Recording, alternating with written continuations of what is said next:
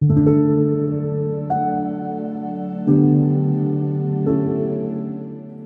ini menceritakan seorang wanita bernama Christy Lamb. Dia adalah seorang wanita karir yang bekerja di sebuah perusahaan marketing skincare dengan gaji yang bagus. Saat ini dia berusia 29 tahun. Kata orang, umur 29 tahun itu adalah ambang batas bagi seorang wanita, dan tentu saja itu juga mengkhawatirkan Christy. Saat ini adalah bulan Maret dan bulan depan adalah ulang tahunnya. Pagi itu ketika di bis, dia bertemu dengan mantan guru ekonominya di SMA yang bernama Dixon. Ternyata Dixon udah gak jadi guru lagi. Dia saat ini bekerja di asuransi. Di dalam bis, Christy malah diprospek karena dia ada program pengelolaan uang untuk wanita yang belum menikah. Ditambah lagi, Dixon membahas umur Christy yang hampir 30 tahun tapi belum punya apa-apa. Di kantor, Christy punya bos, seorang wanita bernama Elaine. Bisa dibilang Elaine adalah wanita yang berkarisma dalam memimpin dan punya etos kerja yang tinggi. Dia orang yang selalu membawa kunci kantor, datang paling awal dan pulang paling akhir untuk membuka dan menutup pintu kantor. Ketika di meeting hari itu, Elaine mengumumkan bahwa Christy akan menjadi direktur senior marketing yang baru dan akan berbagi beban kerjaan bersamanya. Di umurnya yang mau menginjak 30 tahun, dia malah dikasih beban kantor yang berlebih. Elaine menjamin dengan arahan darinya, Christy bisa jadi wanita sukses di usianya yang ke-30 nanti. Christy pun diserahkan kunci kantor tersebut. Artinya, dia harus datang paling pagi dan pulang paling akhir. Melihat Christy dikasih kunci, temannya yang bernama Iris pun antara mau memberikan selamat atau mendoakan yang terbaik untuknya, karena kunci itu merupakan tanggung jawab yang besar. Malam hari sepulang kerja, Christy mendatangi teman-temannya untuk nongkrong. Temannya yang bernama Doris pun membagikan undangan pernikahan. Di waktu itu, temannya yang bernama Tina juga berulang tahun yang ke-30. Memang di antara mereka berlima, selain Doris yang akan menikah, hanya Jennifer yang sudah menikah dan punya anak. Doris pun menasihati kepada 3 temannya yang lain, supaya mereka bisa menemukan pria yang bisa menikahi mereka, karena sebagai perempuan mereka nggak punya banyak waktu. Christy sebenarnya punya pacar bernama Yeung Ho. Namun Christy mengatakan belum saatnya mereka menikah, tapi teman-temannya segera mendorongnya untuk menikah. Sementara itu teman mereka yang bernama Tomato mengatakan dia juga punya pacar dalam 6 bulan terakhir ini. Tina mengatakan mungkin waktu dan kesempatan mereka berbeda-beda. Di dalam taksi, Christy bersama Jennifer. Di kesempatan itu Jennifer mengatakan kalau sebenarnya dia lebih suka pulang awal setelah nongkrong karena dia udah punya anak. Namun menurut Christy, mereka masih bisa ngumpul bareng setelah punya kehidupan yang berbeda-beda adalah sebuah hal yang patut diapresiasi. Jennifer juga mengatakan kalau dia pernah melihat Jason menggendong wanita lain, namun dia nggak mau bilang pada Doris karena mereka sebentar lagi juga akan menikah. Setelah mengantarkan Jennifer, Christy mendapatkan telepon dari orang tuanya. Ternyata ayahnya menunggu Christy untuk datang makan malam. Padahal Christy nggak pernah berjanji untuk datang ke rumah. Ternyata ayahnya menderita Alzheimer. Christy menyampaikan pada ibunya bahwa dia mendapatkan promosi. Artinya, kesibukan di kantornya akan bertambah. Ibunya pun menyuruh Christy untuk menjaga kesehatan dan keselamatannya.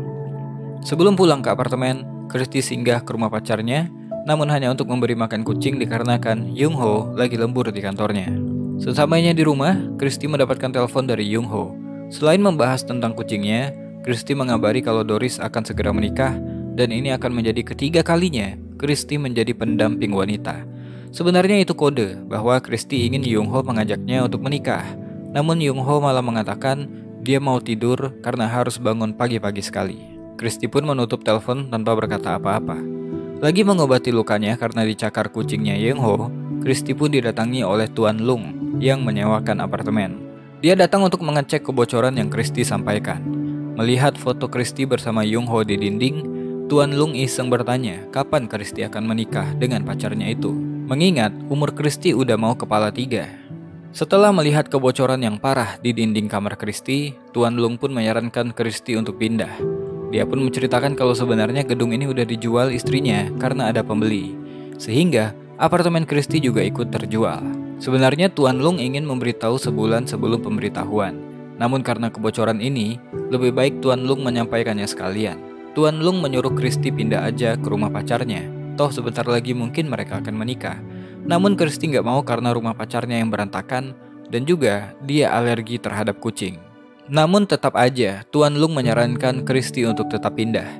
Di hari lain di kantornya, Christy sebagai direktur senior marketing yang baru jadi disegani oleh para teman-temannya yang dulu. Menjelang usia 30 tahun, Christy pun menjalani hari-hari dengan rutinitas yang berulang-ulang. Bangun tidur untuk pergi bekerja dan pulang hanya untuk istirahat. Suatu siang, ketika lagi meeting kecil dengan pekerjanya, Christy mendapatkan telepon dari ayahnya yang masih bertanya kenapa Christy nggak pulang untuk makan malam. Christy pun mengatakan dia lagi sibuk dan langsung menutup teleponnya. Malam itu Christy mendatangi Yung Ho untuk membantunya berkemas karena dia akan dinas keluar kota. Namun Yung Ho mengatakan jika Christy masih punya urusan di kantor, harusnya jangan datang. Mereka pun jadi bertengkar. Yung Ho nggak mau urusan kantor dibawa ke rumahnya. Christy jadi tambah kesal. Dia harus memikirkan pekerjaan, memikirkan kepindahan tempat tinggalnya, dan sekarang pacarnya malah mengajaknya bertengkar. Mereka pun sampai membahas tentang pernikahan.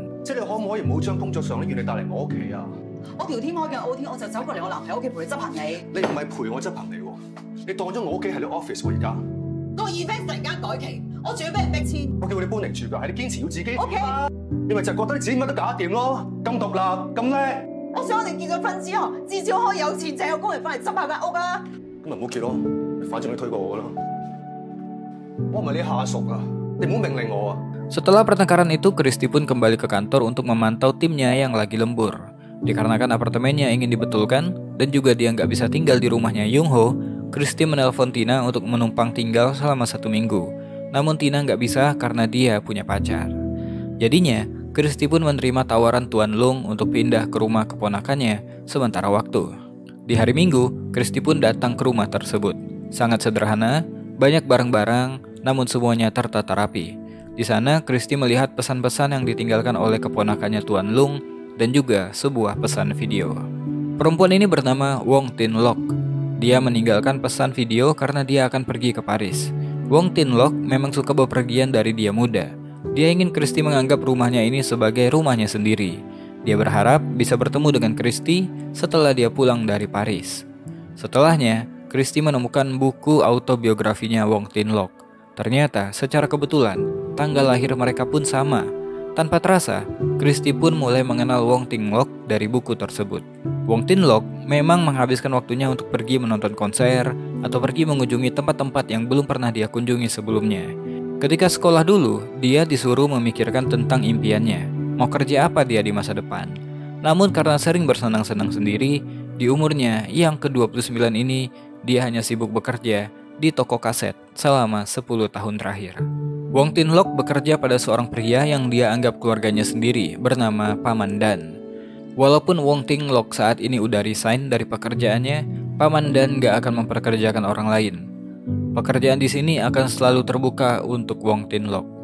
Selain Paman Dan, dia juga punya sahabat bernama Hon Ming. Bersama Hon Ming, hari-hari Wong Tin Lok jadi lebih berwarna. Mereka benar-benar menikmati hidup bersama-sama dengan melakukan hal-hal yang sederhana. Wong Tin Lok punya pegangan, prinsip dalam hidupnya. Apapun yang terjadi dalam hidup yang menyebabkan dia frustasi atau sedih, maka mengerutkan kening itu nggak akan membantu apa-apa. Jadi lebih baik tersenyumlah di segala kondisi. Suatu siang, Christy harus ke rumah sakit karena ayahnya terjatuh akibat lantainya licin hingga kepalanya pun terbentur. Ayahnya itu harus menjalani operasi saat ini. Namun karena harus ke rumah sakit, Christy jadi terlambat ke pekerjaannya. Seorang klien pun kecewa, apalagi gaun yang harusnya dia pakai dalam acara itu juga belum datang. Jadi Christy pun dimaki dan dimarahi. Christy sebenarnya pengen banget ngamuk-ngamuk di depan semua orang. Namun untungnya itu hanya di pikirannya saja. Sebaliknya, dia mencoba membujuk artis itu sehingga dia pun mau menunggu sebentar. Setelah selesai dengan pekerjaannya, Christy pun kembali ke rumah sakit. Dia menceritakan semua harinya kepada sang ayah yang lagi gak sadar. Christy menyadari bahwa dia jarang banget ngobrol dengan ayah ibunya. Christy pun membuka kembali foto-foto lama yang dia temukan ketika dia mengamasi barang-barangnya kemarin. Ingatan-ingatan masa kecil bersama orang tuanya ini pun membuat Christy jadi tambah sedih. Dulu, sebelum kesibukan pekerjaan menyerangnya, dia dan ayahnya memang sering nongkrong bareng. Namun Christy lebih sering baca komik ketimbang mendengarkan cerita ayahnya. Christy berharap dia bisa mengulang waktu dan lebih memperhatikan ayahnya ketika bercerita dan lebih memberikan respon atau hanya sekedar mendengarkan ceritanya yang Christy hafal di luar kepala. Penyesalan yang mungkin akan dia rasakan seumur hidup karena waktu nggak bisa diulang.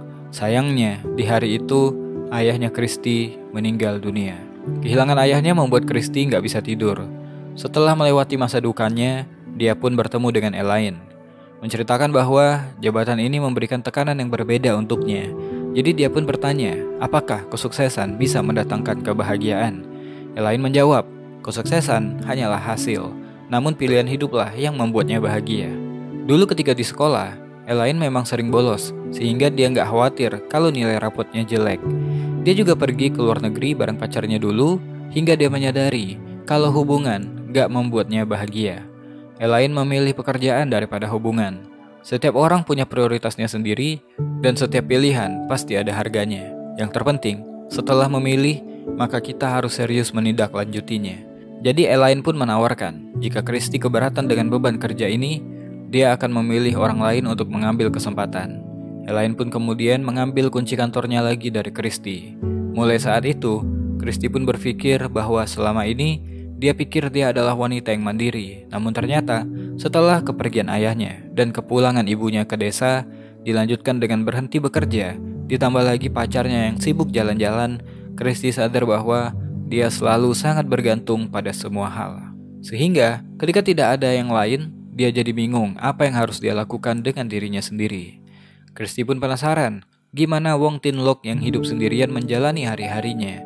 Apakah hanya menulis buku harian sambil makan apel saja? Suatu hari Christy didatangi oleh Yung Ho. Christy tentunya berharap kedatangan pacarnya ini akan menjadi hiburan baginya. Namun bukannya menanyakan kabar Christy atau semacamnya, Yung Ho malah tertarik dengan beberapa CD koleksi Wong Tin Look sehingga membuat Christy agak jengkel. Christy hanya ingin mendengarkan hari-hari yang dijalani oleh Yung Ho, walaupun itu nggak istimewa. Jika Yung Ho nggak ada yang ingin diceritakan, paling tidak dia bisa bertanya tentang Christy.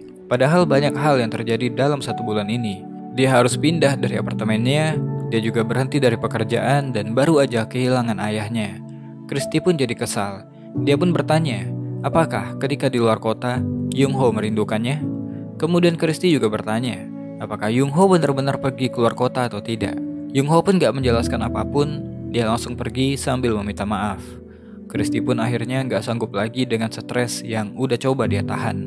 Dia seakan-akan udah mencapai batasnya saat itu.